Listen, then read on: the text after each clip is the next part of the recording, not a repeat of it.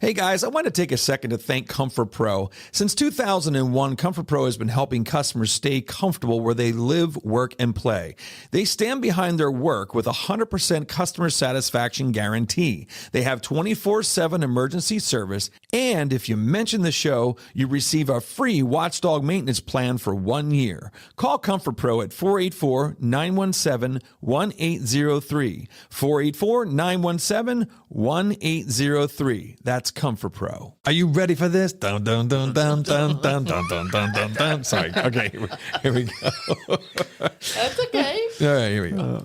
This is going to be a good one, Hugo.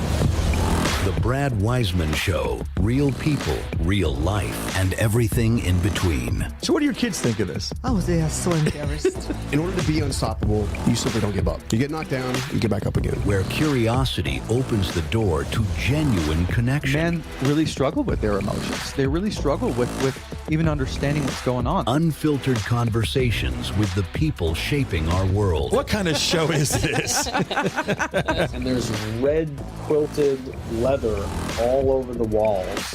There's a swing hanging from the ceiling. I don't sweat you. And now, your host, Brad Weisman. All right. Hugo, I know in the beginning I said this is going to be a good one. I'm not so sure about that on this one. It is going to be a good one. It's going to be a good one. Yes. That shirt, even if you are listening to this without a visual or you're just listening to the show, I bet you can see his shirt. Even on Spotify, you can see that shirt. You can hear it. You can hear how bright that shirt is. You have to see his shirt. It's a bright shirt. It sounds like... Is that what it sounds like? Yeah, it does. It has that sound to it. Put a picture on it.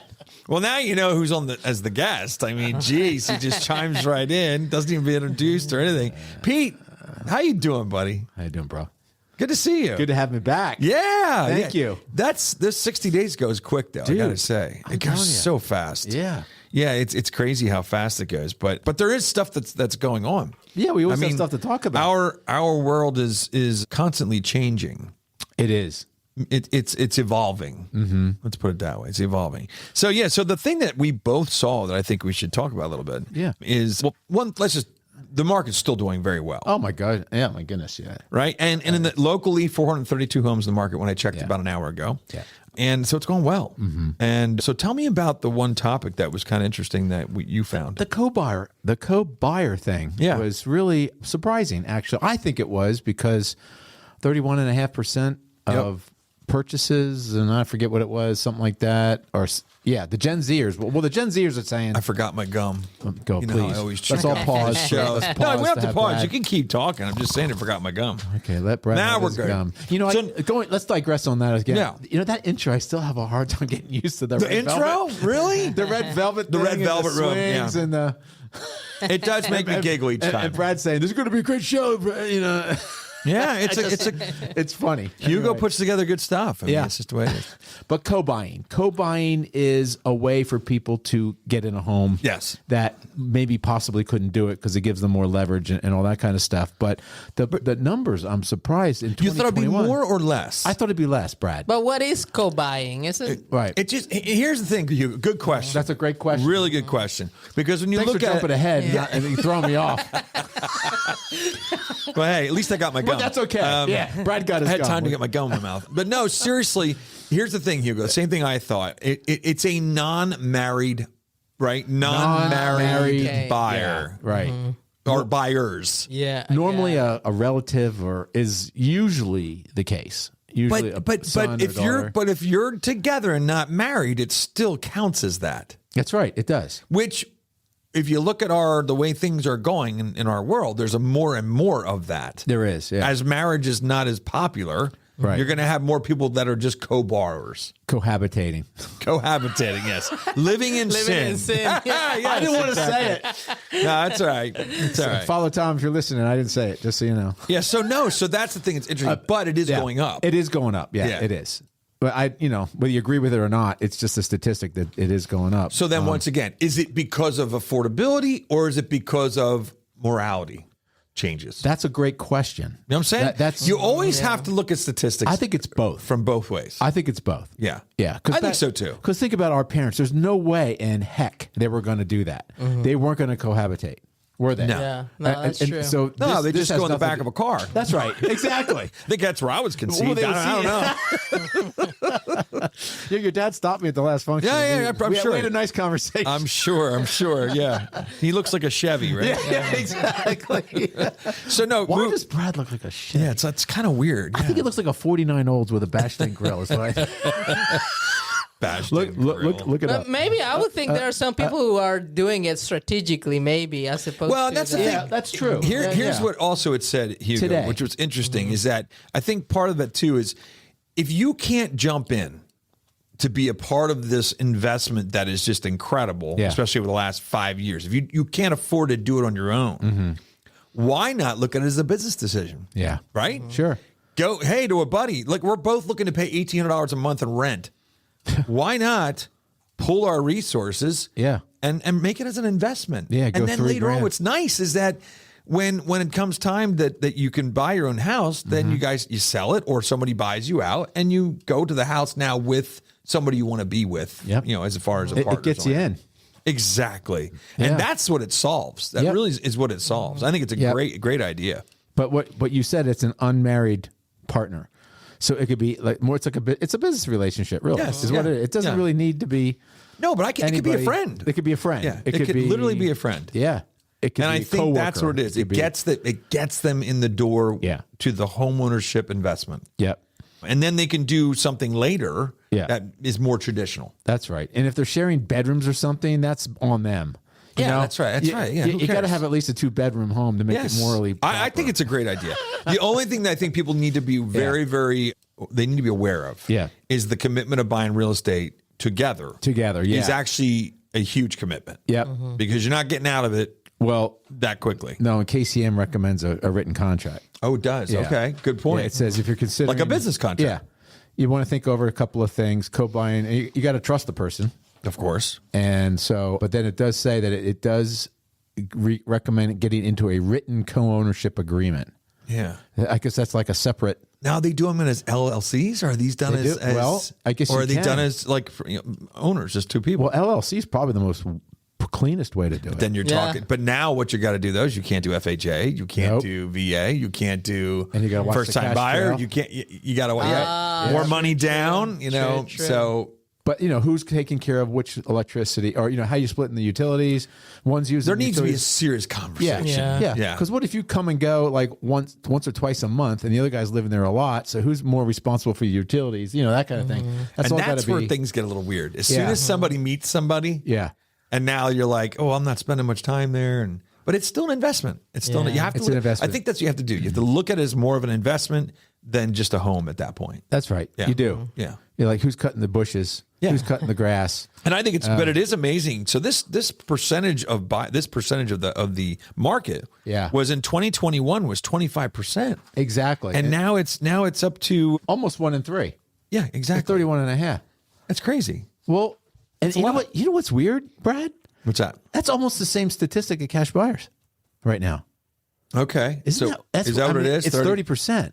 Which blows my mind. All right, because we remember it's 10%, 5%. Right. Yeah. Yeah. Probably less than 5%. It's 30 now. But isn't that kind of funny how it's almost the same stat? That is I don't interesting. know. I don't know if it has something to do with it. Yeah, it might. Who knows? We should research that one for next time. Yeah, definitely. Give me 2 months to do it. But that's cool. So what you said, you have some NAR numbers, right? I do. And it has Curious. to do with home prices. Okay. Now, NAR is National Association of Realtors. So this is, again, a national thing, a national statistic. But it says home prices rose in 71% of all the metro areas in the United States. And so there's 235 of those. Yeah. That means 167 of them got higher pricing in this first quarter of 2026. Which is interesting. It was 0.5%, but the fourth quarter of 25, it was down. It was down 1.2%. So I think that's because our first quarter, most of our first quarter, before Iran, was lower. It was. The interest rate was lower. It was lower. It was like close It to was 5.9. Yeah, it was getting down there. It was. And Hugo was happy to see the rates go back up because he likes to know that everybody's paying more than he is. No. No. It's Hugo's fault that the rates are up, by the way. I heard that. Yeah, it's the shirt. We'll give you his home address later. It's the. He has a really nice porch light you can shoot out. Yeah. But no, it's pretty. It's interesting how the rates were down the first quarter, which is going to affect that the all across the country. Yeah, it is. It's amazing. Yeah. But Northeast is still kicking butt, Dude, Northeast is in Midwest also. And Midwest, it's what did I like see Ohio? Do you mean like Ohio? That kind of or no? No, even it's further more. out? It was Missouri. No, not Missouri. It wasn't Missouri. Arkansas. It's more breadbasket. Gotcha. Kinda, Okay. Was about the same as the Northeast. Wow. And So that's coming around. Yeah, I got to say, Pennsylvania is like one of the states in the Northeast that's really holding it. Holding it together. We're like the Bostons of the look world. at our area. There's nothing to buy. Right, but the Bostons of the world are having a tough time. a tougher time, too, and stuff. And obviously, all the shore points, are struggling. But I'm working with a customer right now who has been waiting forever to buy something in up northeast, like northeast part, like Connecticut and those areas. Okay. There. And they've had a hell of a time finding something. And they just texted me today and said, you know what?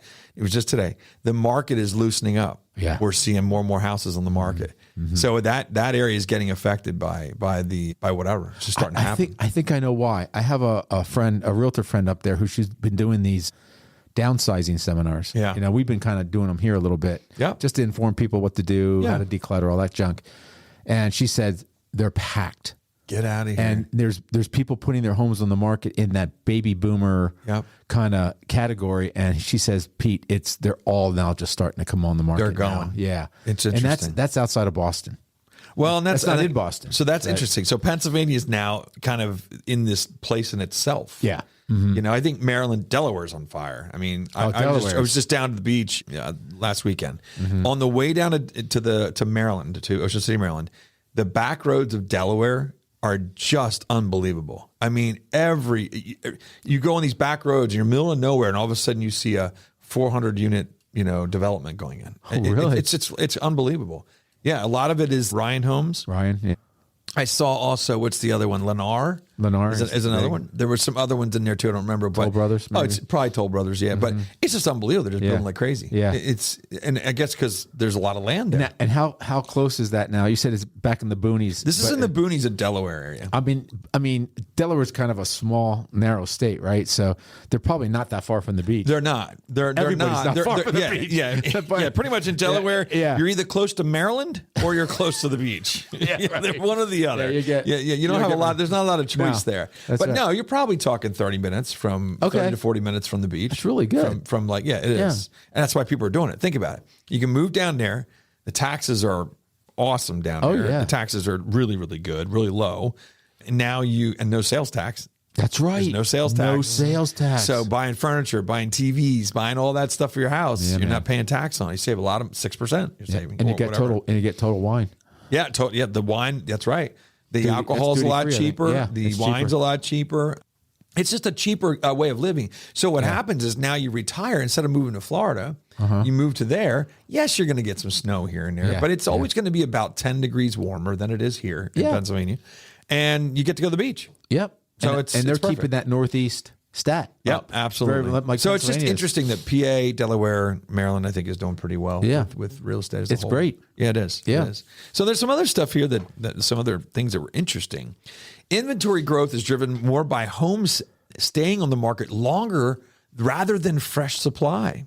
Oh. So listen to this stat here. This is from Keeping Current Matters. In 2021 and early 2022, 85 to 90% of the inventory was made up of new listings. Okay.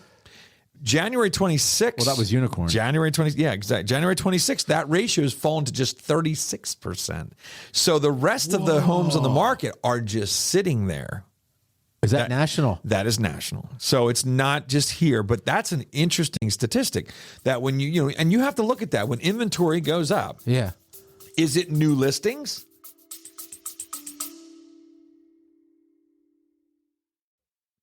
Hey guys, if you're looking to buy or sell a house in Berks County or beyond, let me know. This is Brad Weisman from The Brad Weisman Show. You probably know I'm also a realtor, but I wanted to remind you, if you have any questions or you need anything, please give me a call, 484-256-5836. Thanks. Yeah. Or is it stale listings, ones that are just sitting there? They got mold on them. They're rotting. I mean, people don't want them, But no, it's a big deal. That's a big difference there. That's an amazing difference. Huge. And that's from Realtor.com. That's a number from Realtor.com. That's Realtor.com. Yeah, but it's on Keep It KCM. Yeah, KCM took it. I'm just curious. What was the title of that article that you saw? It just says inventory growth is driven by more homes staying on the market longer. Okay. All right. Instead of new listings. Yep. Instead of new listings. Fresh supply. Yeah. Pretty wild. That's wild. Yeah. I thought that was interesting. Well, we don't have that many coming on the market much. I mean, we're at 429. Last I checked, it was an hour ago, maybe, or two.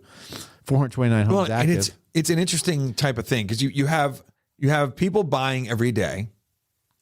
You have new listings coming on every day. And then what happens is if the new listings coming on are not priced right, that raises that wholesale property inventory. It does.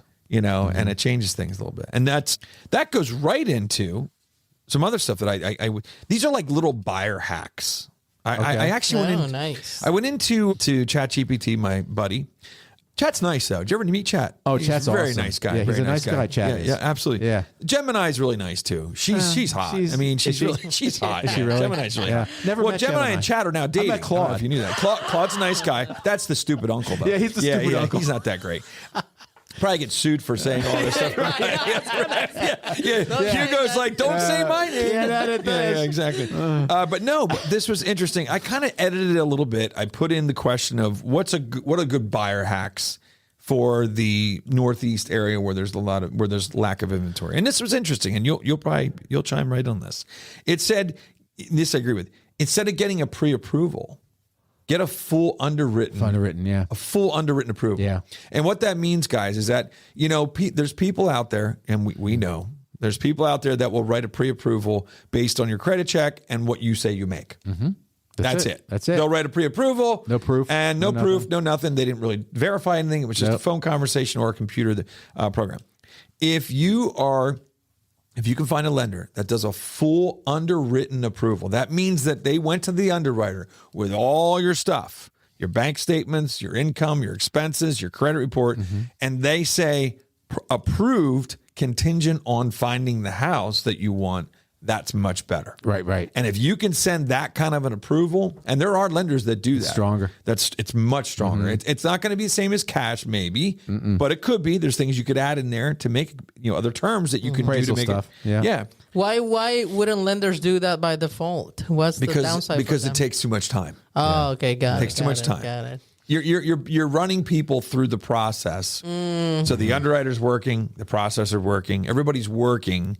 And they might not need to because it might not ever happen. Right. So, Yep. But there's lenders that do it. Yeah. And I know that for a fact. In fact, when I have a listing, do you do this? I say to them, did they verify their funds? Oh, yeah, absolutely. Did they Every verify time. their bank statements? Did they Every verify? That's the difference between a good realtor and a not so good realtor. Yep. Right? You got to have the proof. I want to know. Yeah, absolutely. If it's stated, and that doesn't work for me. Yeah, no, you can't. I mean, anybody can state what they make and what they spend, That's what right. their expenses are, right? Yeah. Yeah. These are good things, right? One Go of our ahead. close lenders that we're working with right now, he just texted me today, and he he's rewriting these underwritten pre-approvals 15 or so a weekend. Oh my gosh! And see, that's what we're talking about right there, Hugo. And they're in price ranges where it's highly competitive, and like 15 deals, nothing formulates. Yeah.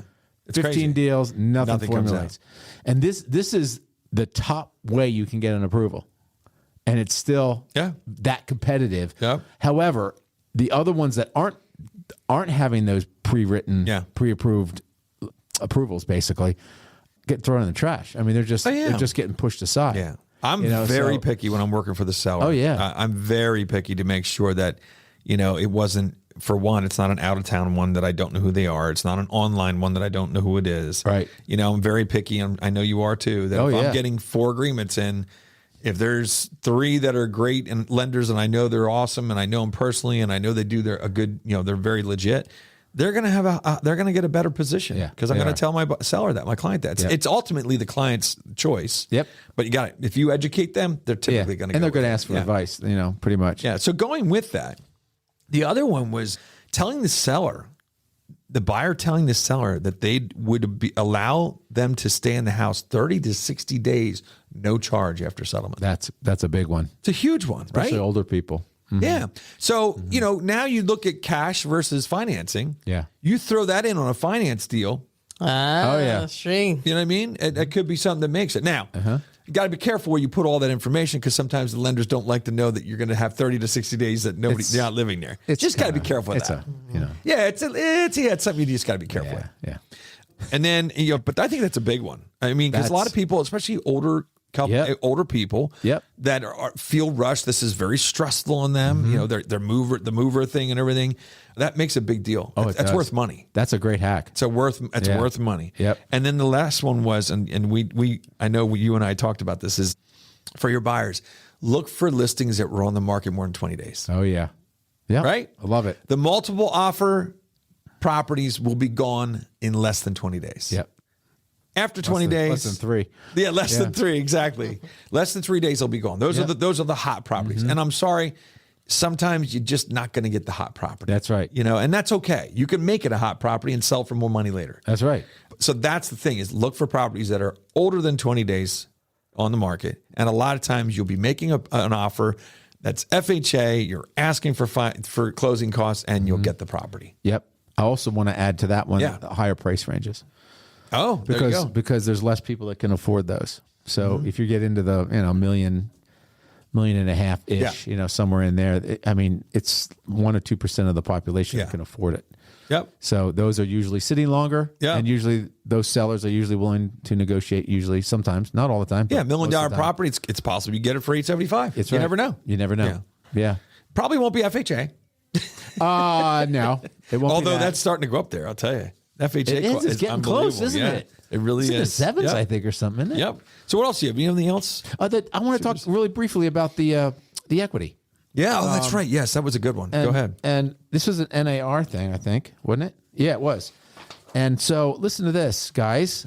Homeowners right now are sitting in, and this is national, $11 trillion of tappable equity. In other words, you take the value of the home minus the mortgage and whatever things against it. What's left? $11 trillion. Do you know? Do we know if that's like a record? I mean, obviously, as the market goes up, it's always going to be more. But percentage wise, is that it was abnormal? It was $10 trillion back in September. So yeah, it's more. And you said something about 3%. What was the 3% thing? Yet only 3% has been accessed. That's crazy. Yeah. So take 97% of 11 trillion, and that's what's not accessed right now. That's actually just sitting there. It's just sitting there, untapped. Unbelievable. Yeah. And you know what's it's tappable. But this is what we said. That could be where that 3% is probably where some of these cash. That's where the Yep. Because that's where the cash. They're pulling the cash. You pull the cash. Yeah. Yep. The Amazing. average borrower holds about $300,000 in equity. The average. That's the average across the nation. That's amazing. That's average, man. Think about that. That's staggering wealth. It is. It's amazing. So we just want to bring that up because you can use that equity to buy the next place, and there's ways that you can do it to time it that you're not going to really be paying that much more. Really, you can get an equity loan and you can use that to buy the next one cash if all these numbers work out. Sure. And then you get your current home on the market and everything goes together, one shot, and boom, done. And you can also do that same thing with your investments. You can do with your investments. We know a lot of people that will do IRAs. They'll do 401k. They'll take money from their investments and they'll use that to be a cash buyer to get the house they want. And then when they move in, they mortgage it out. Yep. They put the money back. You might have lost some money, but you got the house. Yeah, that's right. You got the house. Yeah. So Hugo, I got a question for you. You've been now a homeowner for a couple years or whatever. Is there any advice you have to anybody looking to buy a house?